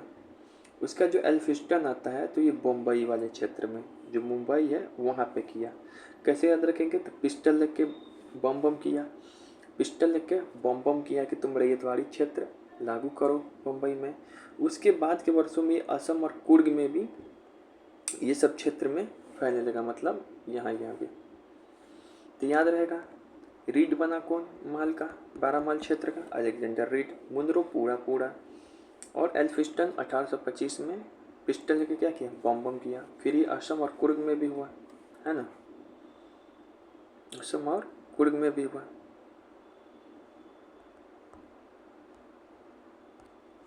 रिंग फ्रेंच की नीति कब आरंभ हुई? याद है ना, रिंग फ्रेंच की नीति कब आरंभ हुई? तो ये 1761 ही यहाँ पे डेट आ रहा है। एक्चुअल में जो शुरुआत हुआ था 1765 से 1813 के बीच, मतलब मेनली यह प्लासी के युद्ध के बाद शुरुआत हुआ 1813 तक। लेकिन यहाँ पे सबसे करीब ऑप्शन यही है जिसका इसको मारेंगे। 1947 में भारत में कितने विश्वविद्यालय थे? तो 17 पे खतरा। 1857 की क्रांति, कंपनी के शासन के विरुद्ध हिंदू मुस्लिम षड्यंत्र, इस क्रांति को कौन बोला? तो एक बोला था टेलर, एक बोला था आउटरम। टेलर हिंदू मुस्लिम और आउटरम जेम्स आउटरम। टेलर का तो नाम पकड़ लेते हैं, आउटरम का नाम हम लोग नहीं पकड़ पाते, इसी कारण एक सवाल को रखे आउटरम। भारतीय नागरिक सेवा में अय्यूम कब सेवानिवृत्त हुए? अभी सवाल को कैसे बनाएंगे? तो 1884 में तो INU का ही स्थापना किया था, ये 1883 होगा नहीं, 1882 जब भारत में स्थानीय स्वशासन का जनक को आइए स्वीडिश कमांडर थे, ठीक है। अच्छा, ये लाइन किसने बोला? सूदखोर, साहूखोर और कानूनी व्यवसायी को भारत में नई प्रशासनिक व्यवस्था ने स्थापित की थी। ये जो तीनों हैं दलाल, ये सब वो भारत में एक नए प्रकार का प्रशासनिक व्यवस्था स्थापना किया थी। ये बोला था Metcalfe, T R Metcalfe. Thomas Munro का नाम कैसे हो जाएगा? इसका नाम तो पढ़ते ही नहीं। इसने भारतीय खुफिया तंत्र को पाकिस्तान में कमज़ोर किया तथा रॉ पाकिस्तान को विशिष्ट कार्रवाई डेस्क को बंद कर दिया। यह किस नीति की आलोचना की गई? देखो, एक थे हमारे गुजराल साहब जो कि प्राइम मिनिस्टर रहे। ये बोला कि हमारा जो बगल वाला देश है ना, उसके साथ हम लोगों को जो है बिग ब्रदर बन के रहना चाहिए, मतलब हमको इसका भला करना चाहिए और बदले में ये उम्मीद नहीं रखना चाहिए, जैसा कि हम बोलते हैं कि सामने वाला आपका भला करे, यानी कि पाकिस्तान हम लोग का भला करे। हम लोग का नीति जो है अच्छे तरीके से रखना चाहिए था, एक न एक दिन सामने वाला भी सुधर जाएगा। तो गुजराल बोला, हम लोग बोले कि ऐसा नीति का कोई गुजारा नहीं है। ऐसा नीति का गुजारा है नहीं, सरफरोशी की तमन्ना अब हमारे दिल में है। ये कहानी किसने लिखी? तो ये लिखी राम प्रसाद बिस्मिल ने। लेकिन इसमें कंट्राडिक्ट है, जो इसको लिखा था बिहार के पटना के थे अजीमाबाद बिस्मिल, वो लिखे थे, लेकिन इसको प्रसिद्ध कर बनाया राम प्रसाद बिस्मिल, अशफाकुल्ला खान। ठीक है, तो इसी कारण राम प्रसाद बिस्मिल, लेकिन ये रचना है बिस्मिल अजीमाबाद की। बीपीएससी में पूछ चुका है। जम्मू कश्मीर केंद्र शासित प्रदेशों का परिसीमन किया गया, तो उसका निर्णय क्या था कि कश्मीर में कितना क्षेत्र गया और जम्मू में कितना, तो उसका परिसीमन किया गया। कश्मीर को जो है 43 सीट और इसको 47, मतलब कुल 90 विधानसभा सीट, 43-47 है। जम्मू को 43, जेके होता है ना, जेके, तो 43 और इसको 47, टोटल जो हो गया आपका 90। भारतीय किसान संघ की स्थापना किसने की? क्या लिखा है यहाँ पे? भारतीय किसान संघ, ये इम्पोर्टेंट है। केशव बलराम हेडगेवार? नहीं, ये तो आरएसएस वाली ये सब है। ये भारतीय किसान संघ का स्थापना किसने किया? अब इसको थोड़ा गूगल पे सर्च मारना।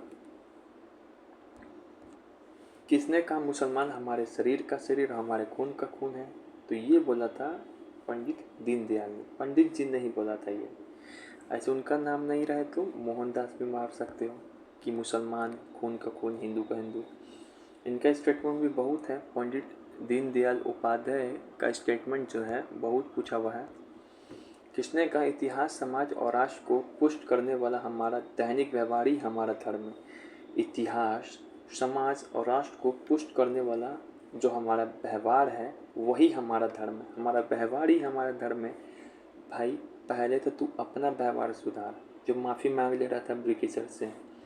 ये कथन मदन मोहन मालवीय का, व्यवहार वाला, भारत विचार, विचार में बोल रहा है कि व्यवहार वाला बात। ठीक है, धर्म की एक तो ये लाइन बोल दिया जो एग्जाम में पूछ लिया। एक और भी बोला गया कि धर्म की यह परिभाषित स्पष्ट करती है कि कोई भी मनुष्य धर्म रहित नहीं हो सकता है। देश, इतिहास, समाज के प्रति विशुद्ध प्रेम और न्यायपूर्ण व्यवहार ही सच्चा धर्म है।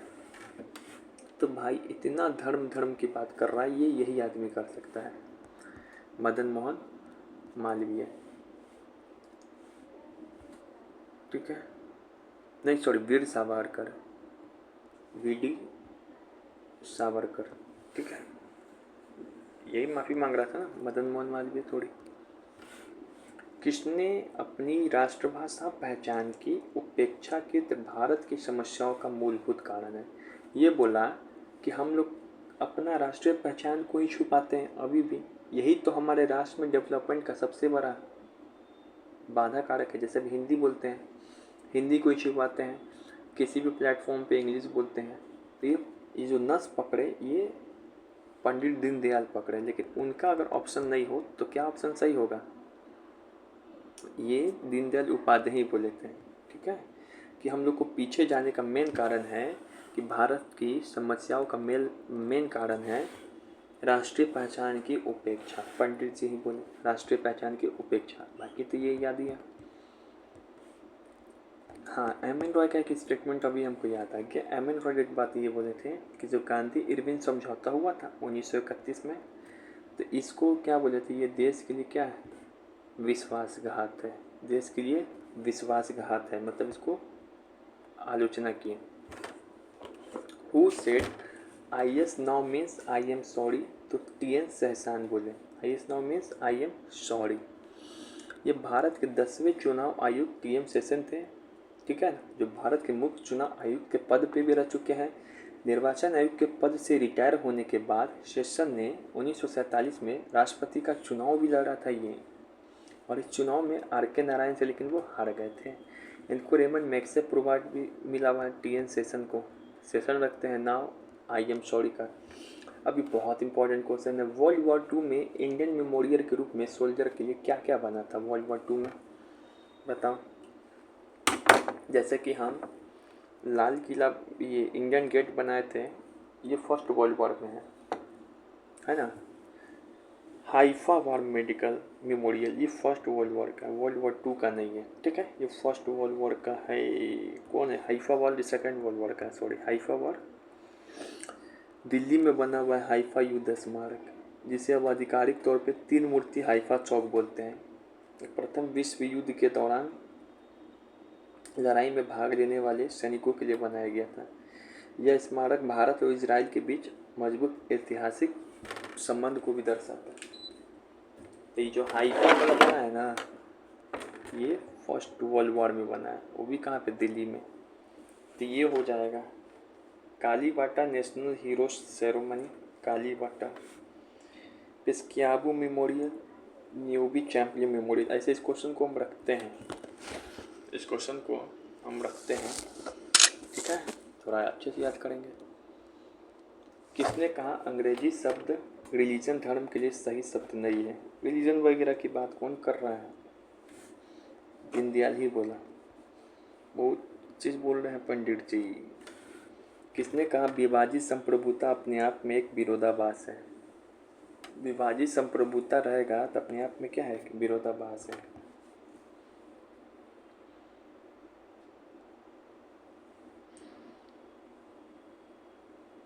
इंडियन सेकुलरिज्म न्यू नेम में किसका बुक है? अच्छा, मैकियावेली कौन कौन सा बुक लिखा है? द प्रिंस लिखा है, द हिस्ट्री ऑफ टॉलरेंस लिखा है, द आर्ट ऑफ वार लड़, कैसे प्रिंस जो है हिस्ट्री में कैसे आर्ट ऑफ वार सीखता है उसके बारे में लिखा है।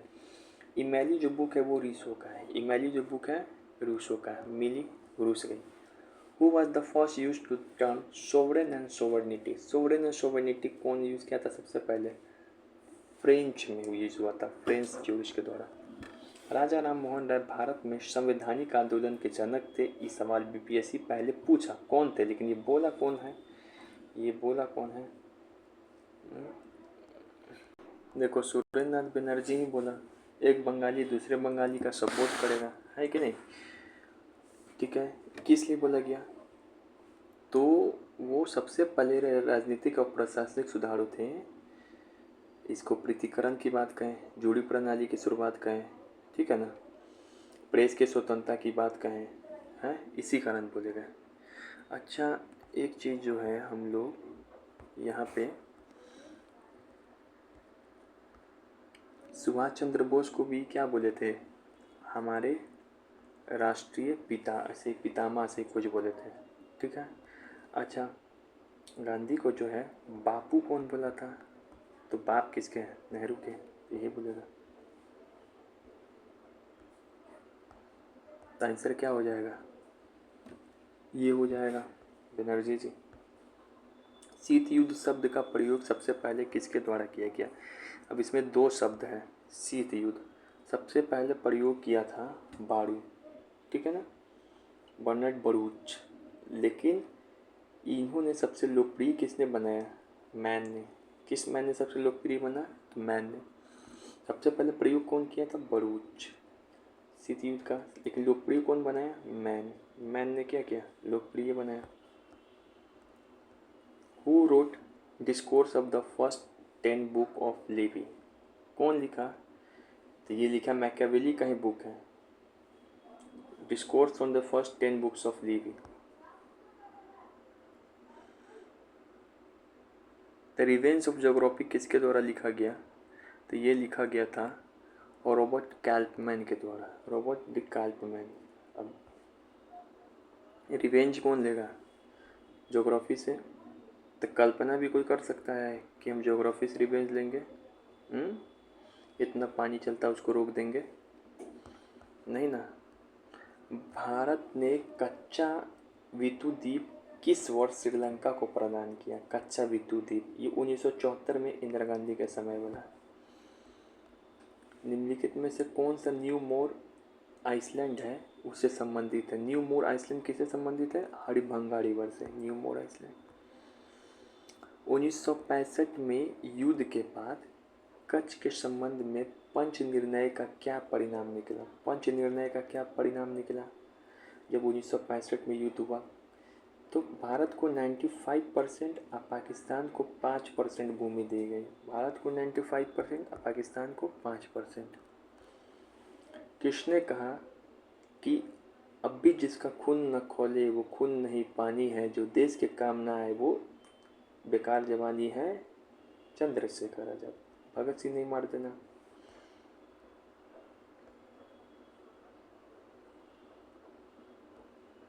अच्छा, ये लाइन किसने बोला? अल्पसंख्यकों द्वारा शक्ति साझा करने के किसी भी दावे को संप्रदायवाद कहा गया और बहुसंख्यक द्वारा समस्त शक्ति का एक अधिकार को राष्ट्रवाद कहा गया। मतलब बहुसंख्यक मांगे तो राष्ट्रवाद, अल्पसंख्यक मांगे तो सांप्रदायिकता कहा गया इसको। ये कथन किसने बोला? अम्बेडकर ही बोल सकता है ऐसा।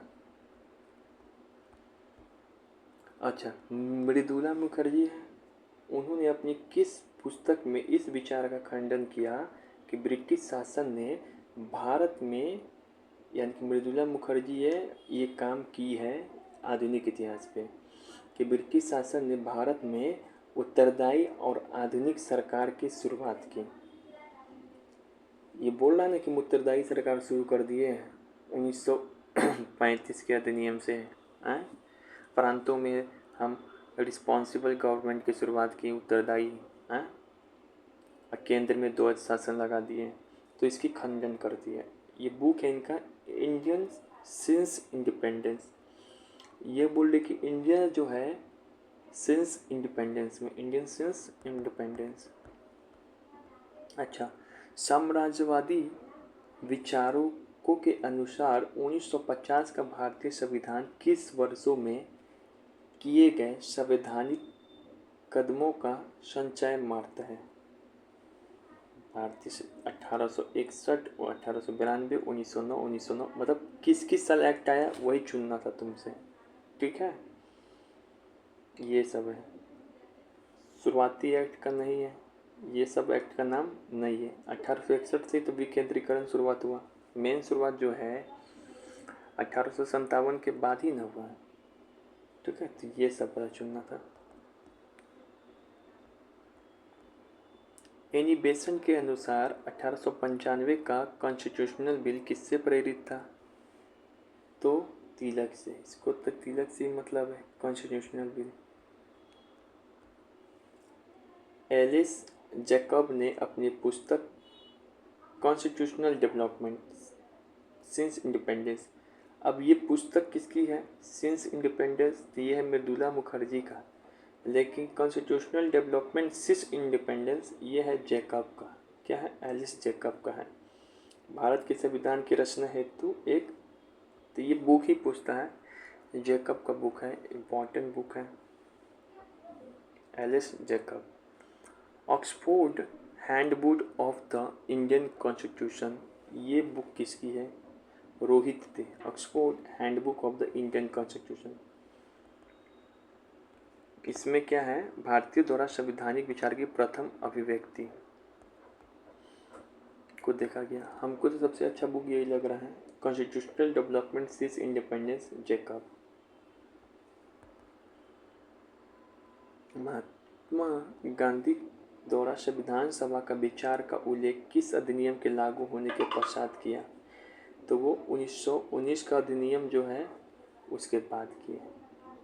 जनवरी 1925 में सर्वदलीय सम्मेलन कहाँ हुआ? तो दिल्ली में ही सभी दल आएंगे, है ना। भारत में प्रिंटिंग प्रेस की कब शुरुआत हुई? गोवा में 1556 में। 1778 में, अब अंग्रेज सबसे पहले प्रिंटिंग प्रेस कहाँ पे स्थापना की? कलकत्ता में। कब? 1778 में। इंडियन मिरर किसकी पुस्तक है? तो देवेंद्रनाथ टैगोर और मनमोहन घोष। देवेंद्रनाथ टैगोर और मनमोहन घोष। लाला लाजपत राय ने लाहौर में किस उर्दू पत्र और अंग्रेजी साप्ताहिक का संपादन किया? लाहौर में वंदे मातरम और द पीपुल। वंदे मातरम जो है अंग्रेजी क्या था? साप्ताहिक था, और द पीपुल निकाला। लखनऊ में कौमी आवाज़ नामक समाचार पत्र किसने निकाला? कौमी आवाज़। कौमी आवाज़ निकाला था नेहरू और रफ़ी अहमद किदवई। नेहरू कौमी आवाज़, रफ़ी अहमद किदवई। रफ़ी अहमद किदवई कौम की आवाज़ नेहरू सुनाया, रफ़ी भी सुनाया कौम की आवाज़, याद रहेगा। तो यहाँ पे जो बुक हुआ, कौम की आवाज़ नेहरू और किदवई सुनाया, वंदे मातरम और द पीपुल नेहरू, लाहौर में लाला, लाहौर में। उर्दू में इंडियन मिरर देवेंद्रनाथ टैगोर, मनमोहन घोष। 1778 ये तो याद ही हो गया। Constitutional development since independence Jacob याद रहेगा। India since independence Mridula Mukherjee, Mridula ma'am. अब ये जो सवाल है मराठा एंग्लो मराठा वार पे जो ट्रीटी हुआ था, इस सबसे रिपीटेड सवाल है क्योंकि साला है भी तो भारी। ऐसे ऊपर ऊपर देखते देखते हमको दो डेट बिल्कुल याद रहता है कि 1775 और बसीन का 1802। लेकिन हम आपको बताते रहे हैं ये तीनों जो वार है, इस तीनों के वार के अंदर अलग अलग संधि हुआ। पहला का वार का समय 75 से 82, दूसरा बसीन से शुरू हुआ 2 से 6, तीसरा 17-18 याद रहेगा। पहला का ट्रिक है सुपर गांव साला का, सूरत 1775, पुरंदर 1778, बड़गांव 1779, सालाबाई बेरसिया साला। फिर है बस देवड़ा, बसीन 1802, सूरजगांव, देवगांव, राजपुर घाट। तीसरा है पूगम, ग्वालियर, मंदसौर। तो यही चीज़ था। अब हमको सजाना रहता है तो हम लिख लेंगे आपसे जब भी आएगा एग्जाम में। पहला है सुपर गांव साला का, दूसरा वाले में लिख लेंगे हम लोग क्या, ये बस देवड़ा, बसीन, सालाबाई, देवगांव, सालाबाई तो ये है, बसीन, सूरजगांव, देवगांव, राजपुर घाट। तीसरा में पूगम, ग्वालियर और मंदसौर। तो ये ट्रिक यहाँ पर के संधि में ये ट्रिक तो इस्तेमाल हो ही नहीं रहा है, इसका यूज़ नहीं है, इसको काटो। सालाबाई है कहीं, ये सालाबाई है यहाँ। बसीन कहाँ है, ये बाद में आएगा। पुरंदर कहाँ है, ये पुरंदर। फिर से सुपर से सूरत, सबसे पहले क्या है सूरत, सबसे पहले क्या था सूरत। ठीक है, ये तीनों ट्रिक एक लाइन से एक बार में याद रखें एक सांस में।